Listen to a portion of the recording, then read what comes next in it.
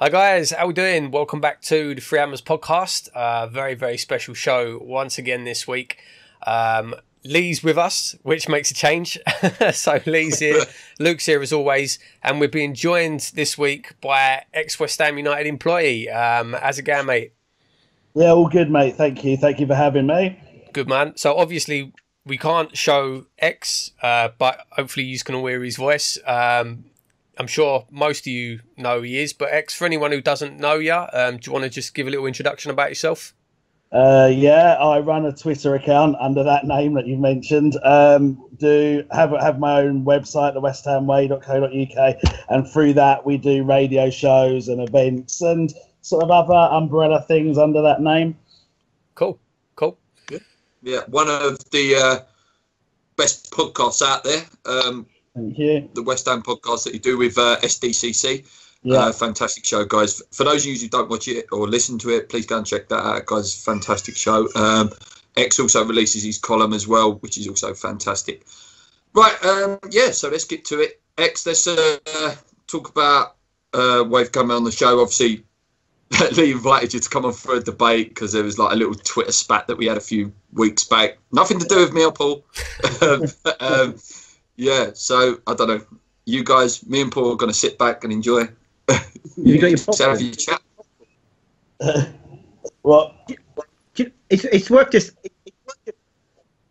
staying right from the. Actually, we're all ex-West Ham employees because, funnily enough, me, Luke, and Paul also all worked for the club. What did you do?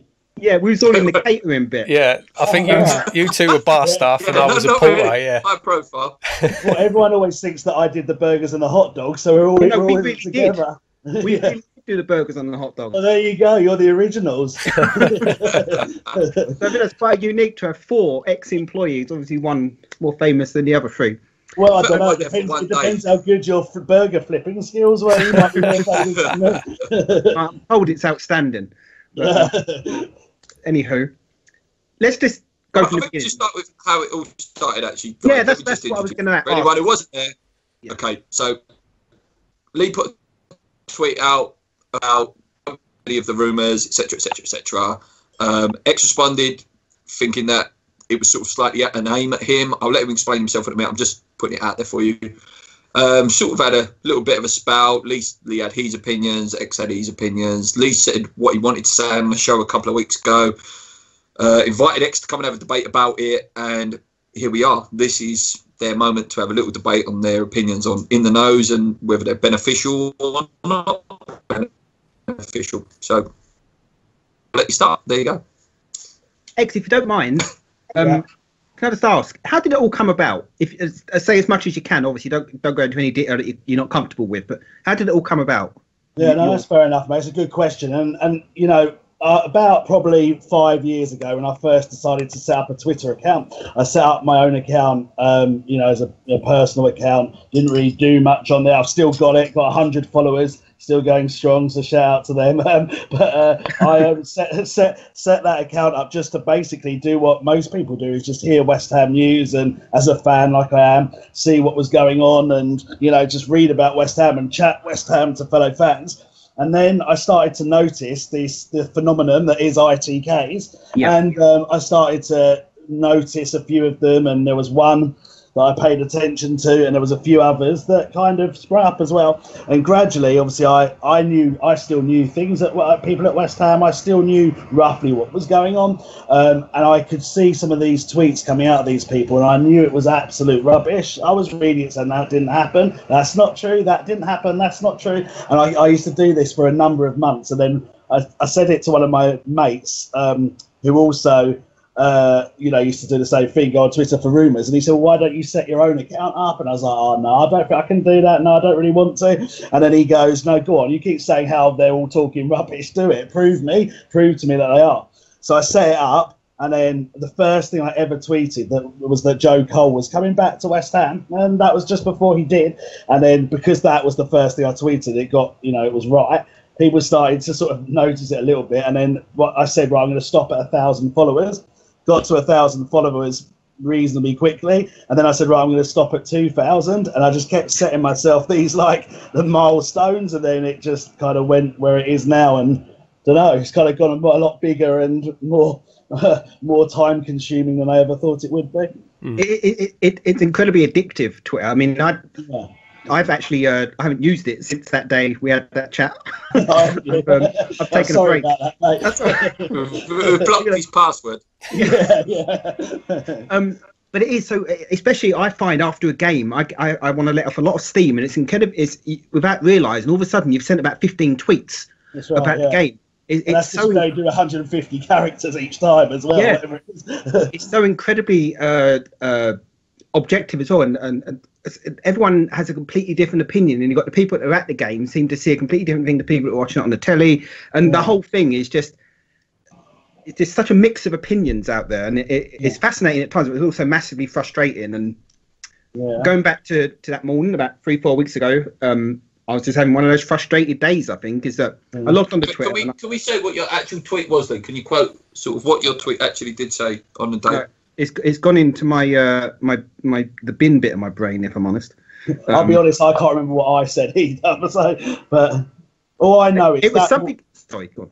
I was just going to say, sorry, mate. I know that it was the morning after our radio show, and often, like our news, you know, I don't mean this to sound arrogantly, but often the news gets repeated, and some of the players that I've mentioned in the X section on the radio show gets repeated by some of the other news accounts. And then I just saw tweets saying, I think it was something like, don't believe ITKs. I can't remember, Lee, I don't want to speak for you, but it was something along those lines. And I probably, in typical me style, overreacted and took it too personally, but it was just because it was on the back of, those tweets, really.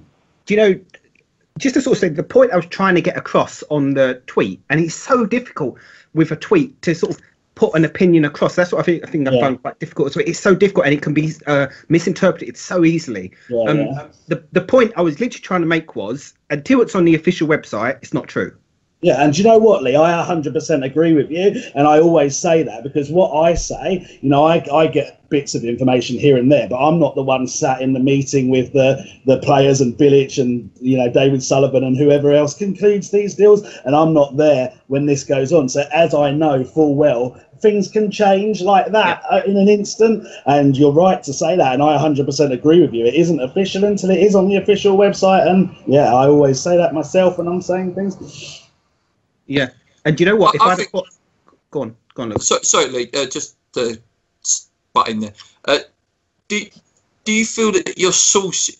Obviously, you can't reveal your sources and all that, but do you feel that what they're doing is detrimental to the club? I'm just sort of putting some questions in there. No, I want you to ask me these questions. This is a chance for me to hopefully. Yeah, it's your chance, man. Yeah, no, exactly. No, I don't think it is because, you know, for example, people think that the transfers that I talk about, that it ruins, you know, it alerts other clubs to their interests. I think that is one thing that Lee may have said as well, that when I talk about a transfer, it alerts other clubs, and it makes it harder for us to conclude that deal. If I thought that was what happened, I genuinely, honestly would stop, and I've checked it with the club, I've checked it with people, because ultimately I'm a fan. I've been a season ticket holder for 30 years. I would never want to be a detriment to the club, and I'll talk about that in a bit later if you don't mind. But in terms of the transfers, I don't think it is, because take, for example, any of the players who've been linked to him. You look at Zabaleta, for example. I first spoke about him in March, so that was the first time I've checked back my tweets when I first mentioned his name. He signed in May sometime, or was it June? I can't remember, May or June, and that was 2 months on the line, and that transfer didn't get affected. And these clubs, like, people would know that Batshuayi, for example, is likely to be available. He hasn't played for Chelsea. He wants first team football. With me saying that West Ham are interested in him, I don't think I've said anything that is that revelational. Do you know what I mean? I think it would be common sense to link West Ham with them, and yes, probably because I've got a bit of a track record, it gives it a bit more validity. But the clubs that are also interested in him, they're going to have been interested in months in advance of them knowing. I doubt any person sits there and thinks, right, let's check who West Ham want to sign by looking at what XWHU employee tweets. I think Sky Sports News do, mate. I think Sky Sports News copies. But we actually spoke about that exact same thing. Obviously, I disagreed with Lee, and we spoke about this a couple of weeks ago on the podcast, and I sort of basically said the same thing you just said there, X. Like, Absolutely. I think it's ludicrous to think, like you say, that other clubs are going to all of a sudden think, oh, West Ham are interested in this player because this guy on Twitter said it. Let's go and have a look at him. Obviously, everyone's got their scouting teams. They're looking at these players for a long time in advance. And yeah, I don't see... Another quite interesting thing as well that came up was about... so basically...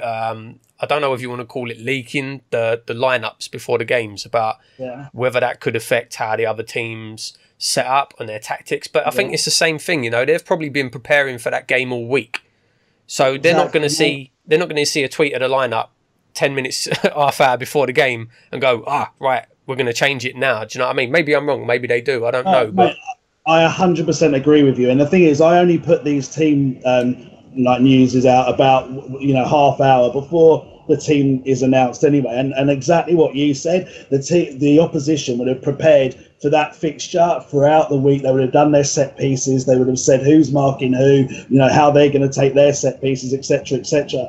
They're not. I don't think any Premier League manager would have any credibility if he went into changing room and said, right, lads, we're changing everything now because XWHU employee has said that Winston Reid's playing and not a Bonner, so we're changing everything. It just wouldn't happen because this is a professional organisation that they have scouts at all games. They have people that analyse videos. They have coaches that prepare for everything. I'd love to think I was that influential, but I really, really am not that influential. I'm just a fat lad with a Twitter account, and no one's going to pay attention to that. I just don't see it. And maybe I'm naive and I understand people's frustrations, and I deliberately don't put it out any earlier than when I do because of that. But I just don't see it. And one thing I would like to say is that often, and I don't know if people know this about me, but often I get a lot of negative news come to me. So it can come to me from disgruntled players, it can come to me from disgruntled ex-members of staff, it can come to me from the media,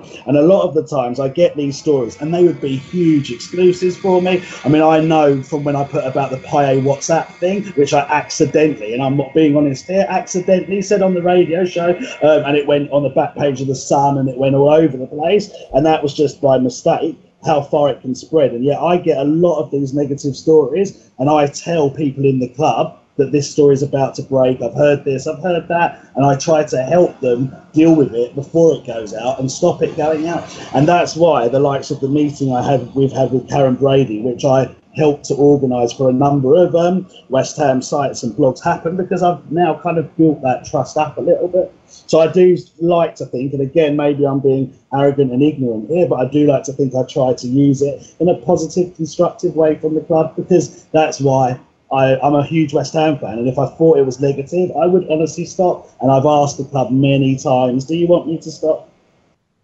So that's my statement. So what do you think about that then, Lee? Because obviously that was one of your opinions as well about the whole thing. So what I was going to put to Lee, just before you say your statement, Lee, your statement on In the Nose, your famous ones like X, and I know Paul's a big follower of Jinxed as well on Knees Up Mother Brand.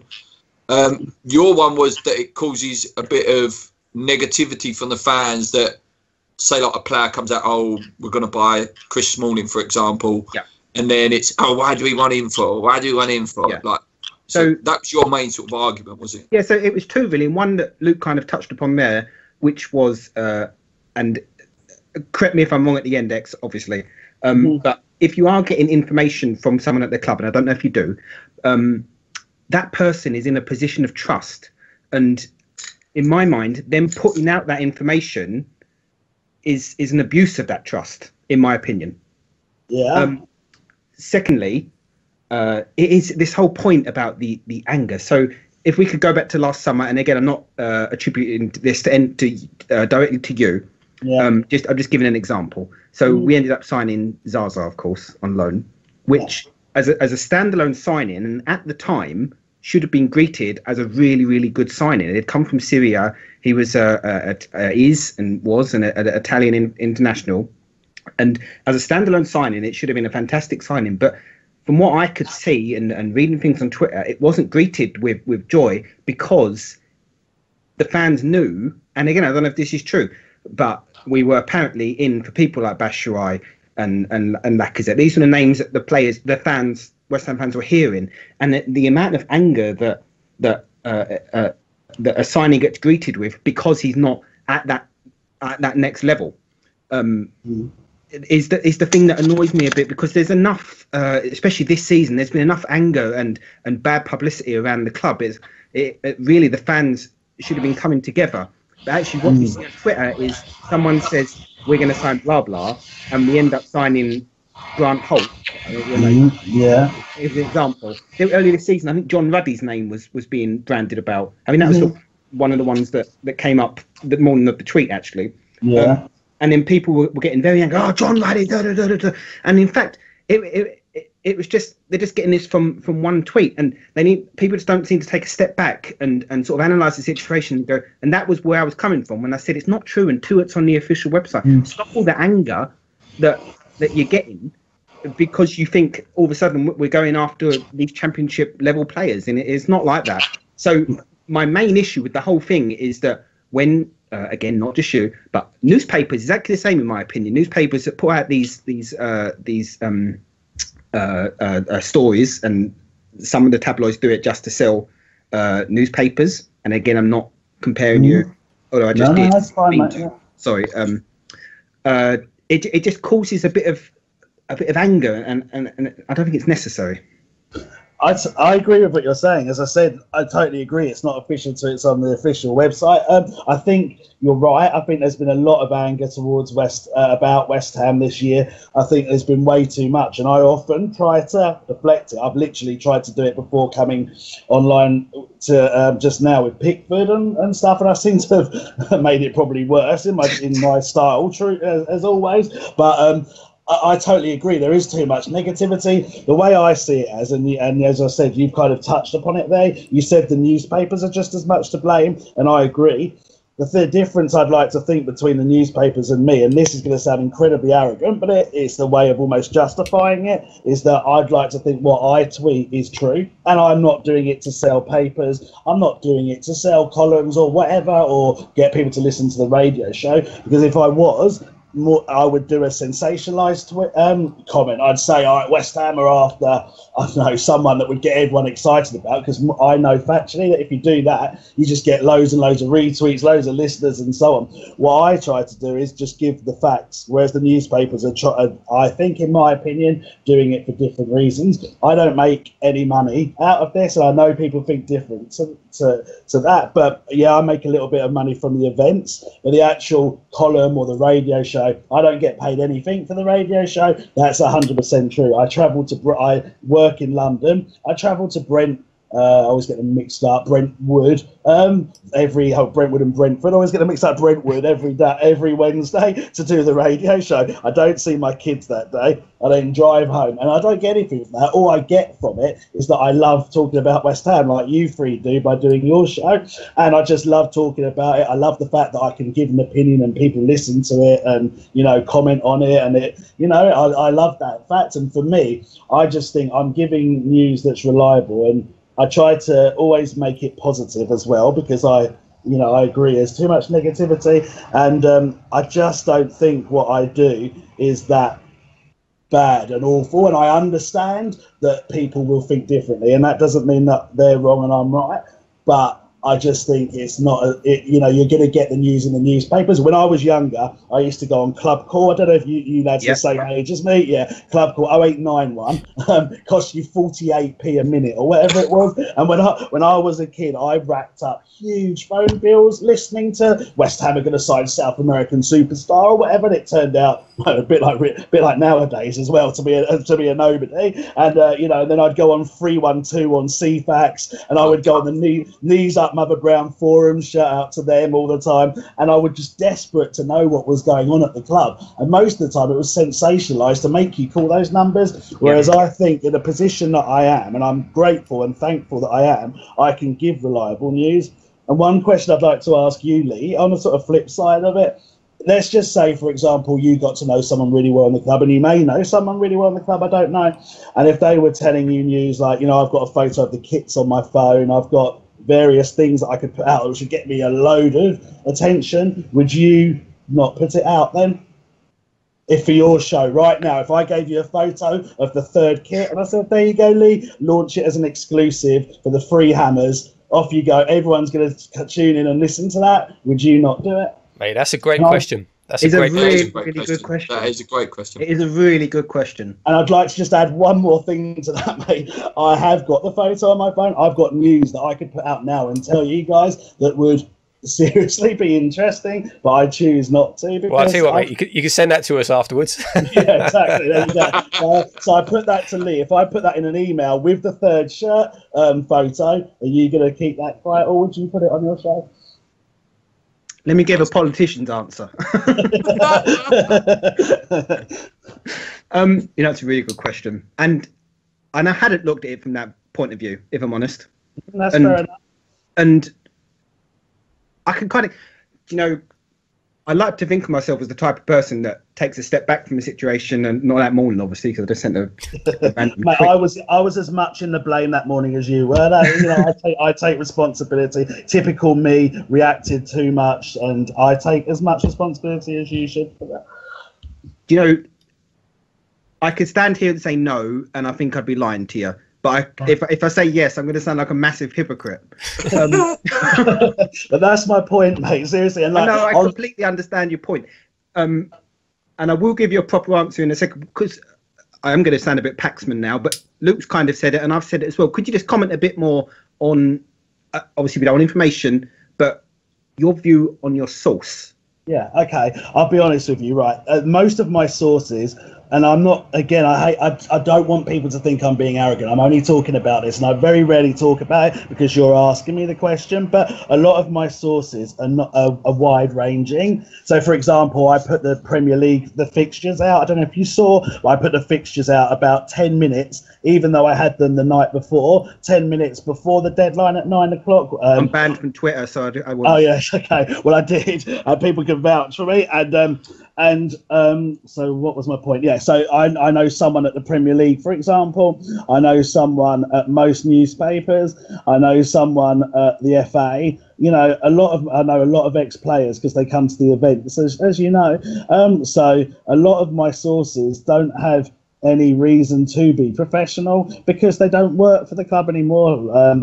They just get bits of news, and they're either going to tell me or they're going to tell a journalist, or a journalist is going to find out at some point or not. And the difference between me and a journalist is that I carefully choose, and I'd actually like to say the difference between me, a journalist, and some West Ham websites as well. The difference is I carefully choose what I'm going to put out and not put out. For example, the Payet story, I hinted on it a little bit on the radio show, but I knew that was going on for months in advance, and then I knew that Bilic was going to do what he did in the press conference, so I said it the day before.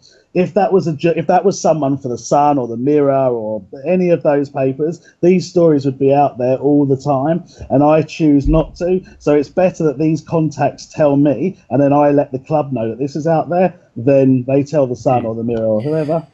So I've got a question on that. Obviously, like you said a few minutes ago, you do this for the love of West Ham. You love West Ham. You love talking about West Ham. Same as us, boys. We love talking about West Ham. We love getting together. We love doing the podcast. But it would be dishonest to say there's not some kind of ego feeding into that.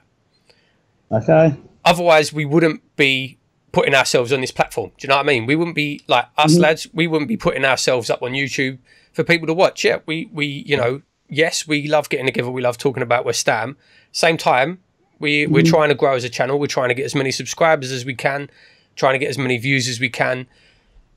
There has to be some part of that with yourself as well. Just going back to what you said about the fixtures there. So you put the fixtures out 10 minutes early. Yeah. What really was the purpose of putting the fixtures out 10 minutes early? Because obviously people could have waited 10 minutes and got it from the official sources. That doesn't affect anything. Obviously, it doesn't affect West Ham in a positive or negative way. No. But you did it 10 minutes before the club did it. Yeah. So you could say you did it before the club did it. Do you know what I mean? Yeah. That's a very good question, mate. And I'm glad you asked that. And please do ask me these questions, because I think this is a good way for me to, justify my thinking. So that's a very good question. The reason I did that, let's go to the ego thing. One thing I'd like to say is that obviously I'm anonymous. a lot of people know who I am now because I've gone to, the meetings with Brady. I do the events. I've made a lot of friends through doing this now. So I'm not as anonymous as I once was. But the reason I'm anonymous now is the club know who I am. A lot of people know who I am. The main reason I'm anonymous now is two things. Firstly, because of the abuse I get online. So it's a lot better to be anonymous, because if I'm going to the games with my daughter and one of these people that threatens things like they do actually goes through with what they're going to say, what they say they're going to do, then I don't want to put my daughters in that position, as none of you would, I'm sure. So that's one thing. And secondly, I just don't like the attention of it on a personal level. Yes, I like the attention of X, and I like X to be right and prove people wrong. But no one knows who X is, really. And if I love the attention of it, a lot of my friends don't know. That's the funny thing. I've been in the pub with mates and we've been talking about West Ham, and they've gone, "Oh, have you heard about this X on Twitter? Oh, he knows this, he said this." And I've said things like, "Yeah, he seems quite reliable." And I never told any of my friends for about 3 years. So in terms of the ego, yes, it's nice to think, "Oh, I got that right, I got that right." But on a personal level, if I go to West Ham, no one knows I'm X. Whereas, as your channel grows and Jay's channel grows and Gio and Gonzo and people like that, they're all recognisable faces now that people can actually come up to at the games and go, "Oh, I loved your channel, I loved that, I loved what you've done." Whereas no one can do that for me because they're not meant to know who I am. So in terms of the ego, I actually do it because I don't want that attention. But you're right, I could have I didn't have to put the pictures out. The reason I do that is to almost justify the reliability that I am, because a lot of the comments I get is, "Oh, he's a fraud, he's a fake, he guesses." And this has gone on for 4 years, and like I've admitted to Lee, I shouldn't react to it, but I do, it's my way of proving that I am genuine. If I don't do these things, I've got no way of people saying, "Oh, he is guessing," because I could say, "Oh, I did know those fixtures, but I chose not to put it out." And then people go, "Oh, yeah, I was going to swear then, but you're talking rubbish, you're talking rubbish," So it's my way of proving that I'm not talking rubbish. And that's why, and yeah, it's nice. I'm not going to lie to you. When I sit there and retweet tweets when I've said, Zabaletta's going to sign in March, and then he does, it's nice to sit there and go, "There you go, all you haters, I told you I was right." It is nice, but yeah, it's not, there is some ego to it, but it's not all about the ego. Yeah, no, fair enough, mate. Yeah, I agree. I agree with that, yeah. Like I say, he hides the X character or the Stig character after he got fired off Top Gear, whatever.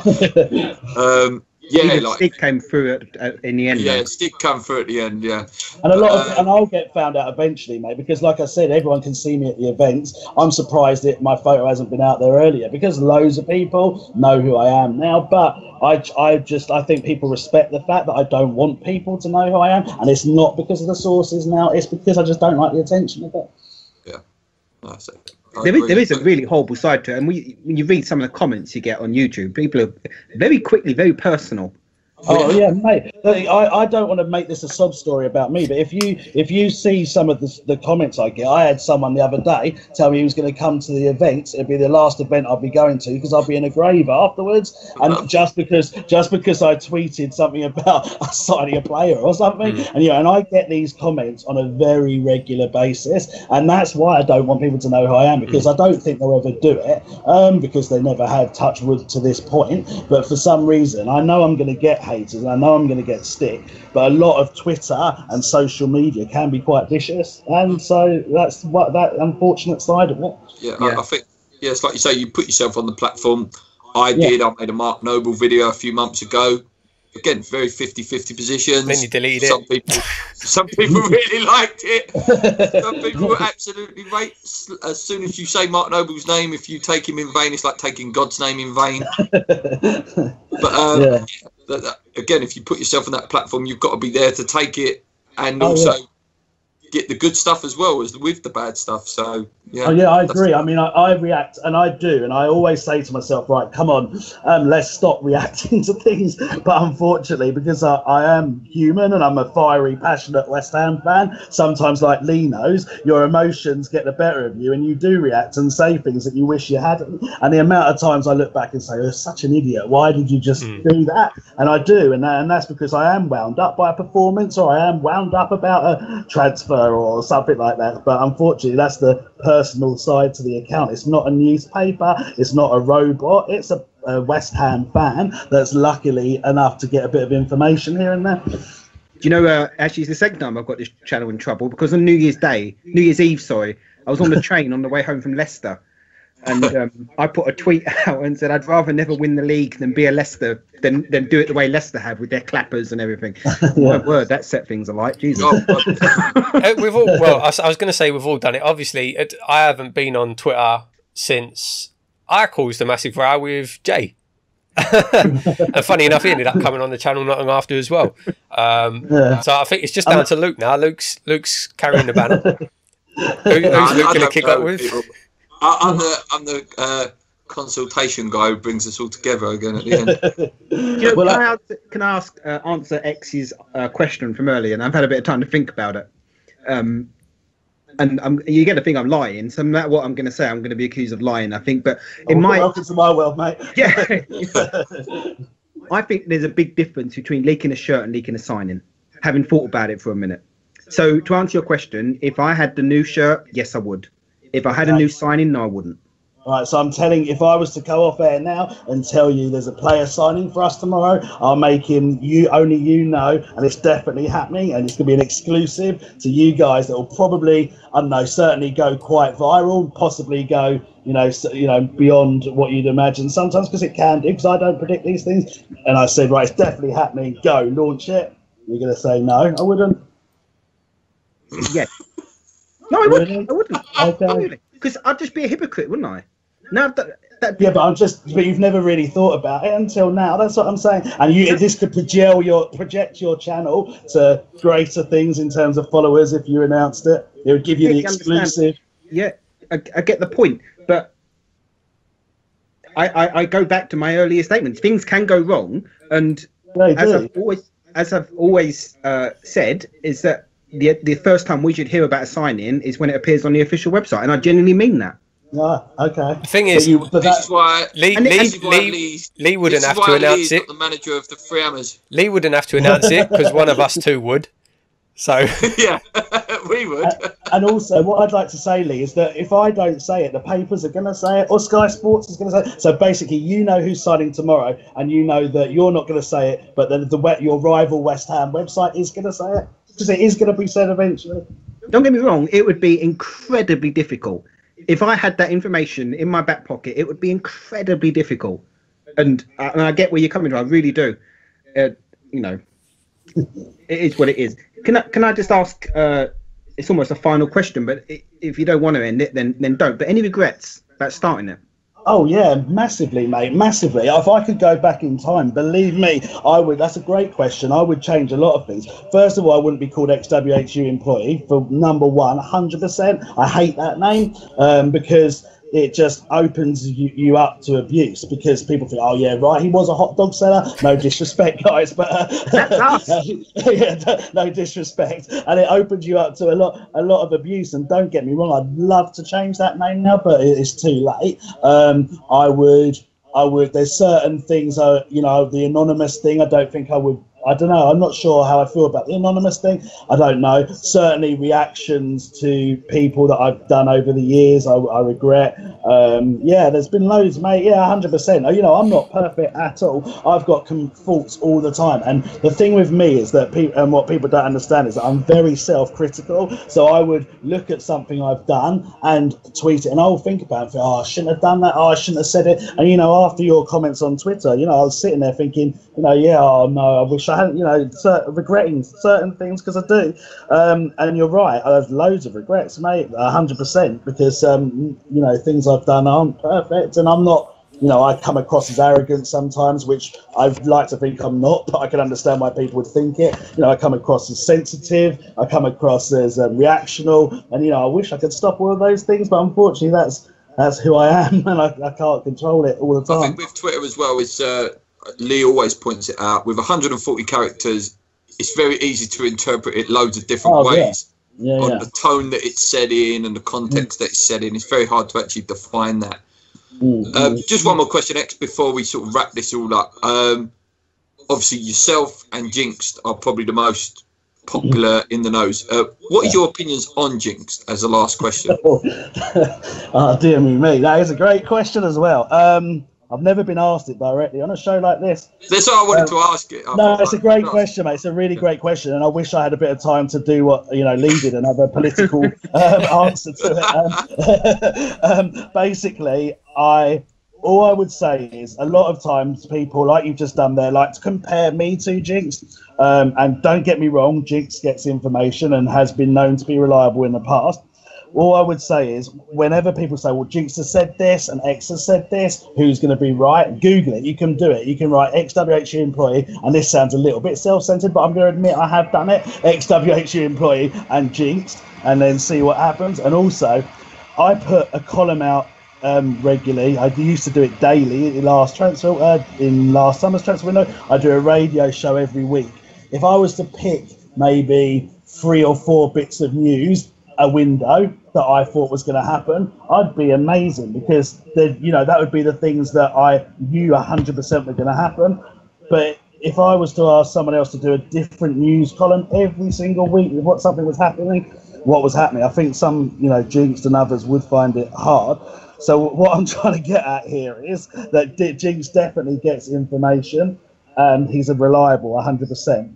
But he isn't having to justify that news as regularly as I do. Do you know the guy at all? Do you know? I know roughly who he is. Yeah, roughly. I know I've got it down to about 3 people now, and I know roughly who he is, and I know who his source is and what his role was at the club. That role is he's not as. How do I say this without coming across awfully? He's not as in the know as he used to be. So I think, and I don't even know if he's done any tweets this window yet. And if he has, I haven't heard anything about it. So I think I haven't seen anything from. To be fair, this is something I will say.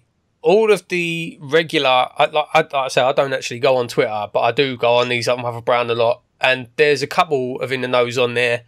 Jinxed, obviously, a guy called Force Hammer who seems to have info. There's a guy on there, I can't remember his handle, but from the sounds of things, he was definitely 100% Tony Khan's son, who obviously is not getting information anymore.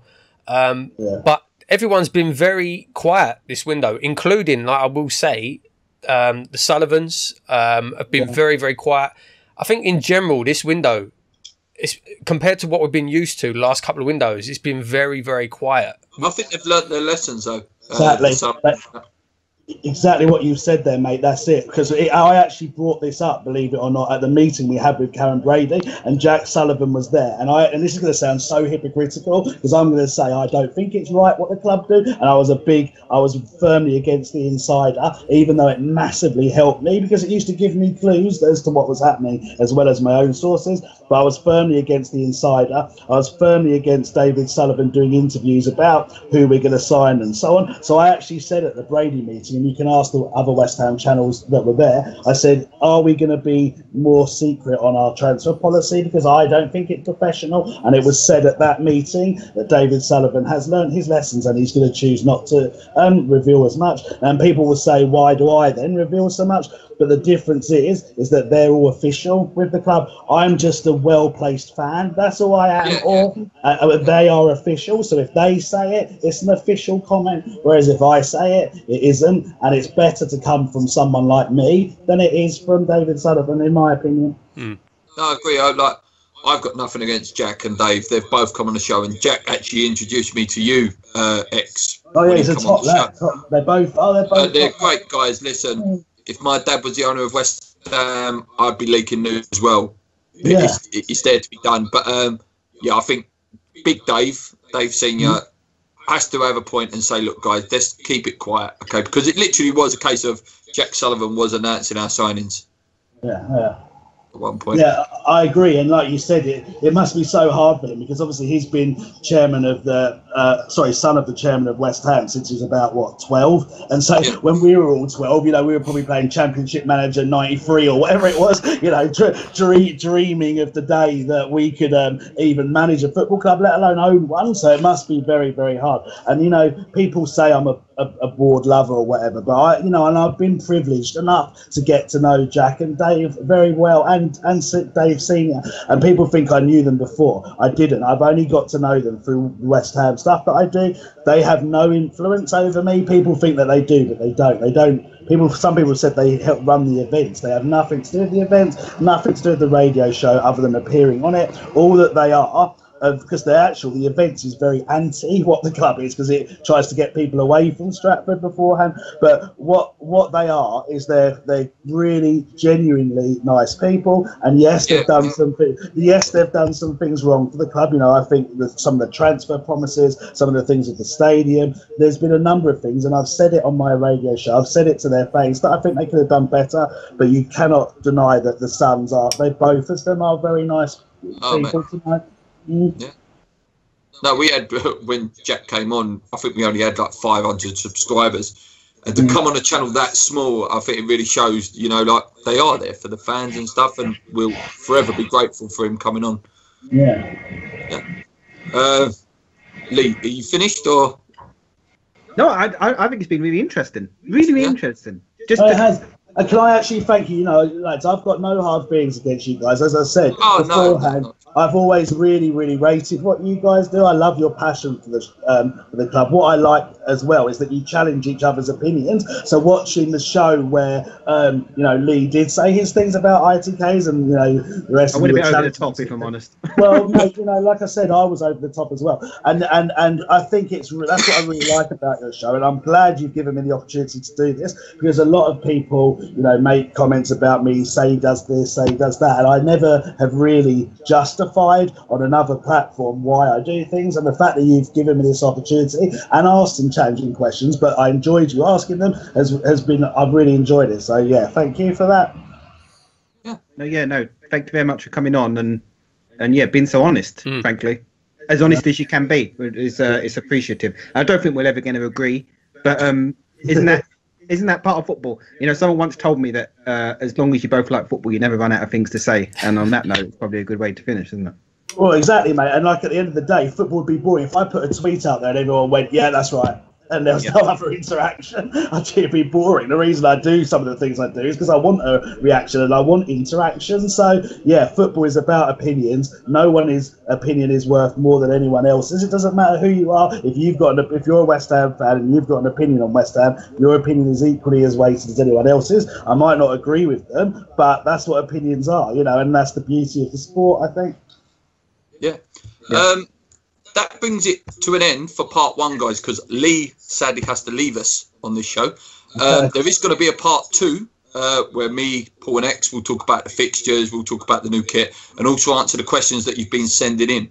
Can I before I go, Yeah. Can I just, because we had a debate a couple of weeks ago about how would you sum up our season last year. So, and I was completely alone when I said that in the end, finishing 11th has to be classed as a good season, considering. Oh, you want to know X's opinion there? What was X's opinion of that? Yeah, that's a good question. I think, if you look at the league table alone, you're right. It was a good finish because with all the move to the stadium and the Paye fiasco and various other factors that affected our season, if you was to say to me we'd finish 11th in the league, I would have taken that 100%. I think the league position masks some of the poor performances at times. We scraped a 1-0 win against Hull, a 1-0 win against, Burnley, a few others here and there which were really poor performances where we scraped the win. But I think I tend to agree with you there, Lee, because we finished 11th. It was a tricky season. The league table doesn't lie. So yeah, it was an okay season in the end. Well, that is a great way to end part one. Lee and X agreeing on something. Yeah. I've brought two people together again. I feel good. Mate, I can see little hearts popping up now. Yeah. I'm sure Paul can sort that in the edit. Yeah. So that's the end of part one, guys. Please subscribe. Please follow X on Twitter if you don't join us for part two. Until then, if you don't join us next week, we don't know who's going to be on. Lee might be here. It might just be me and Paul. But please tune in to part two. Till then, come on you irons. Keep believing. Let's go. Cheers.